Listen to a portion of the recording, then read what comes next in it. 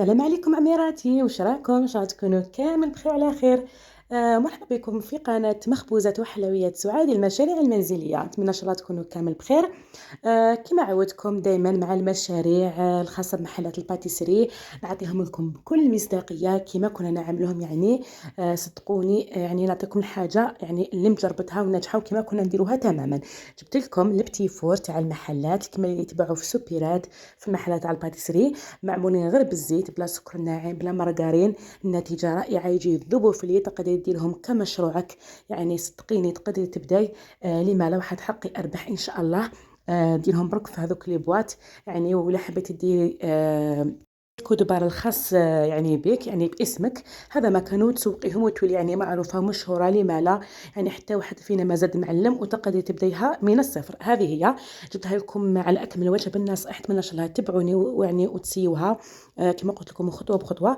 يعني راح تنجحوا فيها. شوفوا يعني الله يبارك الشكل تاعها بقى هو والذوق تاعها والبنة ما نحكي لكمش. أتمنى إن شاء الله تسيوها وتجربوها وتنجحوا فيها حبيباتي. بعد ما تنسونيش بالاشتراك في القناة وتفعيل زر الجرس، ما تنسونيش باللايك حبيباتي. الوصفة تاعنا حبيباتي واش فيها؟ عندنا أول حاجة عندي هنا 3 حبات تاع البيض تاعي عندي كامل. يكونوا بدرجة حرارة الغرفة ويكونوا أيضا مغسولين وممسوحين. عندي ثاني قريصة تاع الملح وعندي لافاني. هنا حبيباتي السر في هذا البتي فوق تاع الزيت هو لافاني. لازم عليك تكثري لافاني باش تروح لك هذيك الريحة تاع الزيت. ولافاني يعني من الأحسن تستعملي هذيك تاع الميزان. هنا ثاني حبيباتي عندي كاس غير ربع تاع السكر. كما راكم تشوفوا قلت لكم كاس غير ربع يعني. عندي الكاس هذا يوزن 250 ملي، كنت درت منه كاس غير ربع. هذه هي. هنا اول حاجه واش راح نديرو، راح نطلعوا البيض تاعنا مع السكر. هذا البتي فوق تاعنا قلت لكم هذا هو الخاص بالمشاريع تاع المحلات اللي يحطوه في لي بواط، يحطوه في السوبيرات كما راكم معروفين باللي راه موجود بكثره البتي فوق هذاك في السوبيرات لما يديروه كمشاريع. الوغ هذه الوصفه تاعو تكون بالزيت. اول حاجه يعني ما يديروش المارغرين مع السكر كلاس ولا لا هذا يديروه هكا بالبيض كامل. يديروا له السكر العادي، السكر تاع القهوه، يطلعوه كاول مرحله. لا ثاني حاجه مهمه، ماشي لازم تخلطوا برك يعني تقولوا برك نخلطوا البيضه مع السكر. لا يعني اول حاجه لازم يذوب لكم هذاك السكر، ما يخليش هذاك محبب يعني الحبه تاعكم تجي يابسه. وثاني حاجه يعني الخليط تاعكم يولي بيض. هذه ملاحظه مهمه لازم تاخذوها بعين الاعتبار. كي نطلعوا مليح هذا البيض مع السكر، واش راح نزيدوا هنايا؟ راح نزيدوا الزيت. هنا الزيت عندي ثاني ناقص، عندي كاس ناقص اصبع تاع الزيت. قلت لكم السكر عندي كاس غير ربع تاع السكر. بالنسبه للزيت عندي كاس ناقص اصبع تاع الزيت. هنا حبيباتي الزيت الثاني واش راح نديرو بشويه ونخلطو، ما نديروش على دفعه واحده. قلت لكم يعني كل حاجه نديروها نعطوها وقتها في التخلاط. السكر نعطوه وقته، الزيت ثاني نعطوها وقتها، نديروه غير بشويه ونخلطو. البيض تاعنا ما يهبطلناش مع السكر، من ثاني يولي لنا على شكل كريمه. هذه هي يعني ملاحظه ثانيه مهمه. قلت لكم يعني لازم تتبعوا الفيديو من الاول للاخر باش تكتشفوا كامل المراحل تاعو وباش تنجحوا فيه ان شاء الله من اول مره. هذه بس كاين بزاف ناس يتبعوا هكا شويه من الاول شويه من الاخر، بعد تقول لك جربت الوصفه ما نجحتليش. لا لكن نقول لك يعني بالميزان، نقول لك بالميزان كي يقول لك بالكاس. وثاني لازم واحد المراحل لازم تتبعيهم باش تنجحي فيهم يعني ضروريين. هذه هي. بعد هنا ما خلطناهم نحينا الباتور تاعنا. هنا كنت زدت كاس تاع لا مايزينا. تقول بالك يقولوا لي لا فيها الزيت والمايزينا. لا هذه هي الدور تاع المايزينا انكم تجي طريه تجي ذوب في الفم، والدور تاع الزيت تعطيها هذاك الاحمرار وثاني تجي كروستيو من برا. هذه يعني كل وحده والدور تاعها عفوا. ما تقوليش بالك فيها الزيت ما كلها نديروا المايزينا ما كلها هذه ما كلها هذه. لا يعني تبعي الوصفه كيما عطيتها لك وجربيها ويعني شوفي النتيجه كيفاش يعني كيفاش تحصلي عليها. شوفوا هنا كنت دخلتها غير بلا سباتول يعني. شوفوا الخلط تاعنا كيفاش يولي، الله يبارك، يولي على شكل كريمه ما شاء الله. ما فيهاش كامل هذوك الحبيبات تاع السكر يعني. كان ذابلنا في الاول. قلت لكم يعني كي كل حاجه تعطوها حقها رايحين تتحصلوا على افضل نتيجه. هنا بعد ما كملت هذيك المايزينا زدت هنا كاس تاع الفرينه اللي درت الكاس الاول، درت معاها نص مغرفه صغيره تاع القهوه يعني على راس المغرف برك ما تكثرش بزاف الخميره الكيميائيه. على راس المغرف ولا نص ملعقه صغيره تاع القهوه. هذه هي. هنا ندخلوا غير بلا سباتول هذيك الفرينه الكاس الاول. هنا ما نستعملوش كامل يدينا لازم تحصلوا على القوام تاع العجينه تاعنا تكون طريه وتكون تتلاصق نوعا ما باش نخرجوها بلابوش. يسمى ما كان نستعملوا كامل الايدي. هنا بعد ما دخلت الكاس الاول، هنا ثاني ضفت الكاس الثاني. الفرينه بيان سور وحده تقول لي بالك الفرينه تاعي تشرب ما تشربش، هذه معروفين بزاف من النوعيه تاع الفرينه، كل وحده والفرينه تاعها. لكن نقول لك دوك تحصلي على القوام المناسب حنوريه لك في هذاك الوقت تحبسي الفرينه. انا هنا كانت درت لي الكاس الاول، الكاس الثاني معناتها انا درت 2 كيسان تاع الفرينه.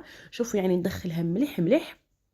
في هذه المرحله الثانيه لازم تاخذوا وقتكم مليح، ماشي تدخلوا برك الفرينه هكاك من الفوق للفوق، لازم تدخلوها مليح، ما تخلوش كامل الحبيبات تاع الفرينه. الفرينه بيان سور لازم تكون مغربله، هذه هذا اهم شيء. وثاني لازم تدخلوها مليح بلا سباتول. شوفوا يعني كيفاش نتحصلوا عليها، لازم تكون هكا، تكون طريه وتكون تتلاصق. شوفوا يعني في هذيك التعليكه هذه مهمه. شوفوا حبيباتي، تكون يعني تتقطع معاكم معناتها العجينه تاعكم تكون هذيك هي القوام تاعها. هنا زدت حوالي واحد 4 كاس، شفتها بلي كانت متلوقه بزاف بزاف. دوك يعني تشوفوا المرحله كيفاش لازم تكون. هنا زدت 4 تاع الكاس، معناتها درت لي كامل الفرينه 2 كيسان تاع الفرينه معمرين، والكاس الثاني درتو منه 4، يعني 2 كيسان و4.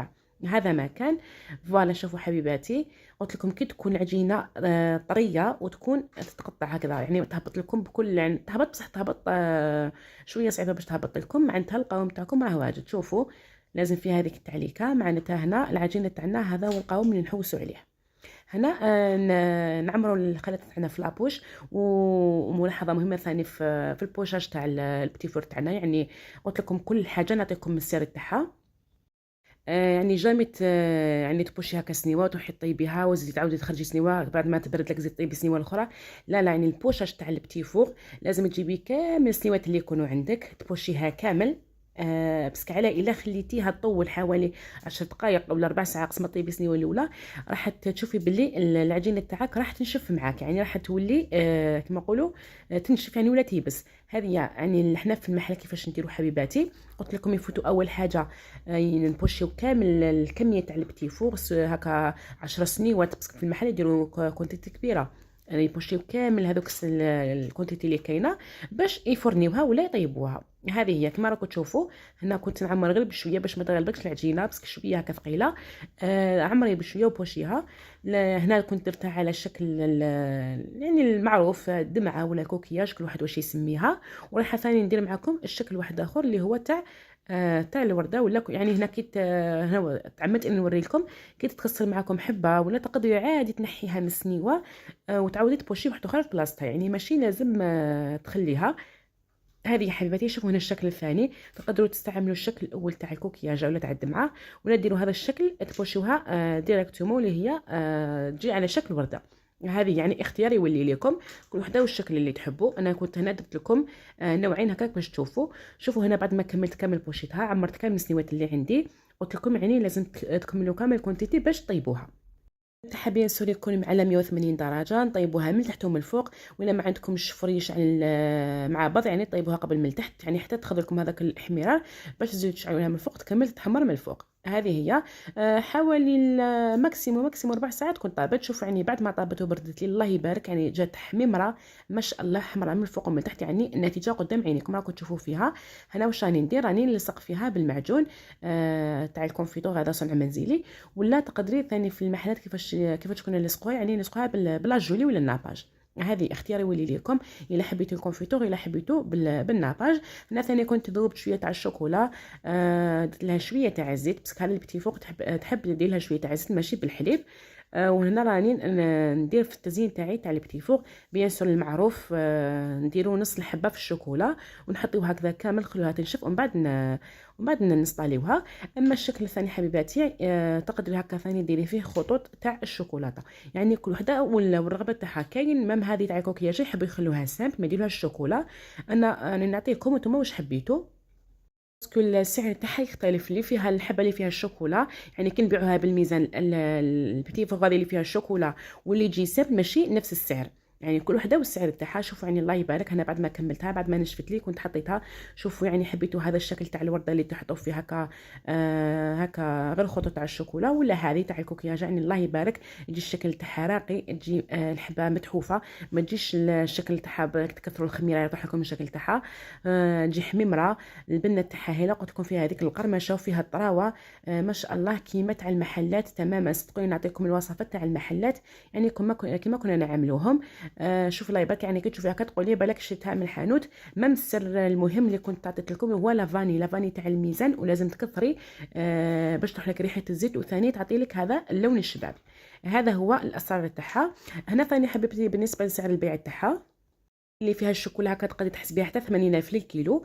واللي ما فيها الشوكولا يعني تجي ساب تقدري ترشيها غير برشا تاع السكر الناعم، تحس بها 60 الف للكيلو الواحد. هذه هي فوالا كما راكم تشوفوا. قلت لكم يعني الوصفه هذه نتمنى ان شاء الله تسيوها وتجربوها، انها وصفه رائعه. راني ناكد ونعاود تقدري ديريها هكا المناسبات الافراح، تحطيها هكا فوق الطاوله تاعك، يعني تعمري بها الطباسه تاعك، يعني توالم بزاف مع قهوه حليب.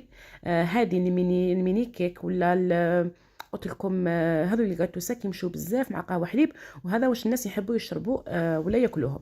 هذه هي فوالا حبيباتي. قلت لكم اتمنى ان شاء الله تسيوها وتجربوها كمشروعكم وتنجحوا فيها. اللي حبت ثاني ديرها في لي بواط هذوك اللي راهم دوكا يعني يبيعوها هكا في السوبيرات وتحطها عند مول السوبيرات، تقدر ديرها وتتفاهم مع مول السوبيرات وتحطها له. ولا تقدري هكا ديريها لا كوموند اللي اي وحده يعني تسقسيك ولا تحب دير كوموند عليك، تقدري ديريها لها. ماشي مجامله حبيباتي، ولا قلت لكم يعني البنه تاعها سبيسيال. شوفوا يعني كيفاش الحبه تاعنا قسمت معكم حبه باش تشوفوها، يعني تجي مقرمشه ومرمله لداخل الله يبارك تجي ذوب. انا عن نفسي نحب هذه البتي فور، نحبها مع قهوه حليب خير من تاع المارغرين. ونتمنى ان شاء الله يعني تسيوها وتجربوها هكا لداركم، ولا عندك هكا ضياف على غفله جايينك يعني تقدري ثمثم ديريها، ولا حتديها معك في يدك، ولا عندك هكا حت كما نقولوا تهني ولا تديها في يدك. يعني والله صدقيني غير شيعه وشبعه هذا وش يوالم. ولا وصلنا لنهاية الفيديو تاعنا. نقول لكم نتلاقاو في فيديو قادم ان شاء الله مع المزيد من وصفات المشاريع. نقول لكم تهلاو في روحكم، وما تنسونيش ان شاء الله باللايك وبالاشتراك في القناة، ونقول لكم مع السلامة.